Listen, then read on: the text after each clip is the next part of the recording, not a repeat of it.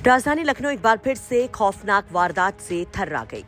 यहाँ घर में घुसकर लुटेरों ने ऐसा तांडव मचाया कि हर कोई काम किया। सुनेंगे तो आप भी सिहर जाएंगे।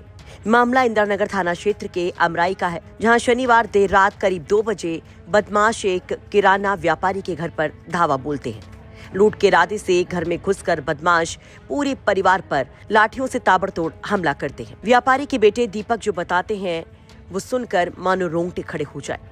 रात करीब 2 बजे बदमाश गमछे और रस्सी के सहारे 13 फीट ऊंची दीवार फांदकर सीधे अलमारी वाले कमरे में दाखिल होते हैं, मानो उन्होंने पूरी रेकी कर रखी थी। आहट पाकर व्यापारी की बेटी की जब आंख खुलती है तो वो शोर मचाने की कोशिश करती है, लेकिन बदमाश उसके सिर और चेहरे पर लोहे की रॉड से कई वार करते हैं, उसे लहूलुहान कर देते हैं। बेटी की चीख सुनकर पहुंचे उमेश चंद्र ने जब बदमाशों को रोका तो अपराधियों ने उनके सिर पर रॉड से 25 से ज्यादा हमले किए। इसके बावजूद बुजुर्ग व्यापारी करीब 1 घंटे तक बदमाशों से भिड़े रहे।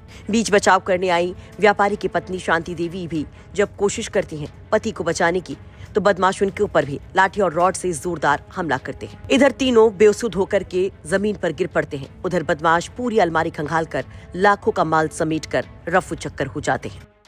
कल रात में करीब 2 बजे के आसपास मेरे नए घर पे बजरंग चौराहा जो अमराई गांव में स्थित है, वहां पर 2 चोरों घुसे हैं, अज्ञात व्यक्ति घुसे थे। उन्होंने मेरी माताजी को, मेरे पिताजी को और मेरी छोटी बहन को, तीनों लोगों को गंभीर रूप से घायल किया गया है और धारदार हथियारों से उनकी हत्या की कोशिश की गई है, एक तरह से जिसको कहा नहीं जा सकता है। डॉक्टरों का भी यही कहना रहा है कि उनकी एक धारदार हथियार से ही कोशिश की गई है और मैं यही चाहता हूं कि उनको जल्दी से जल्दी इंदिरानगर पुलिस पकड़े।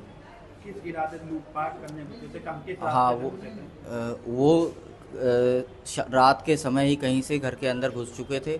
जब सभी के सोने के बाद उन्होंने इस वारदात को अंजाम दिया है और करीब 1:30 से 2 के बीच में 2 बजे के आसपास उन्होंने पहले घर का लॉकर तोड़ा, उससे नकदी और कुछ जेवर निकाले और फिर उस कमरे में छोटी बहन जो सो रही थी उसको पहले वार किया गया उस पर, और उसके बाद उसने जब पिताजी की आंख खुली तो पहले पिताजी को डंडों से और एक धारदार हथियार से वार किया, जिसमें करीब 2 इंच 3 इंच के करीब गहरा घाव लगा हुआ है उनको।